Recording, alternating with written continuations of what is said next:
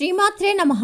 టీవీ2 భక్తి ప్రేక్షకులకు స్వాగతం. 2024 ఆగస్టు 5 నుంచి 2024 ఆగస్టు 11 వరకు తులారాశి యొక్క రాబోయే వార ఫలాలు, పరిహారాల గురించి తెలుసుకుందాం. ఈ వారం మీరు మీ ప్రయత్నాల నుంచి మిమ్మల్ని మీరు తొలగించుకోవాలి. మీ దృష్టిలో సానుకూలతను, మీ చుట్టూ పడిపోయిన పొగమంచును తీసుకోవాలి. ఎందుకంటే ఈ దుమ్ము మీ పురోగతికి ఆటంకం కలిగిస్తుందని మీరు అర్థం చేసుకోవాలి. కాబట్టి ఏదైనా మంచి పని చేయాల్సిన సమయం వచ్చింది. ఈ వారం ఇతరుల ముందు మీ స్థానం కంటే ఎక్కువ ఖర్చు చేయడం మూర్ఖత్వం అని మీరు అర్థం చేసుకోవాలి. దీన్ని అర్థం చేసుకోండి మరియు దీన్ని చేయకుండా ఉండండి. అప్పుడే మీరు మీ డబ్బును నిల్వ చేయగలుగుతారు. బంధువుల యొక్క చిన్న సందర్శన మీ రన్ ఆఫ్ మిల్లు జీవితంలో చాలా విశ్రాంతిగా ఉంటుంది. ఈ సమయంలో మీరు మీ కుటుంబానికి తగినంత సమయం ఇవ్వగలుగుతారు. అటువంటి పరిస్థితిలో మీరు వారిని పట్టించుకుంటారని వారు భావించండి. దీనికోసం వారితో మంచి సమయం గడపండి మరియు మీపై ఫిర్యాదు చేయడానికి వారికి అవకాశం ఇవ్వవద్దు. ఈ వారం అదృష్టం మీతో ఉంటుంది. ఇది మీ కీర్తిని పెంచుకోవడమే కాదు, మీరు వ్యతిరేక లింగ వ్యక్తులను సులభంగా ఆకర్షించగలుగుతారు మరియు వారిని మీ వైపుకు ఆకర్షించగలరు. ప్రతి ఒక్కరూ మీతో మాట్లాడాలని మరియు మీతో సంభాషించాలని కోరుకుంటున్నట్లు అనిపిస్తుంది. ఎల్లప్పుడూ మనల్ని మనం బాగా అర్థం చేసుకోవడం మన తెలివి కాదు, మన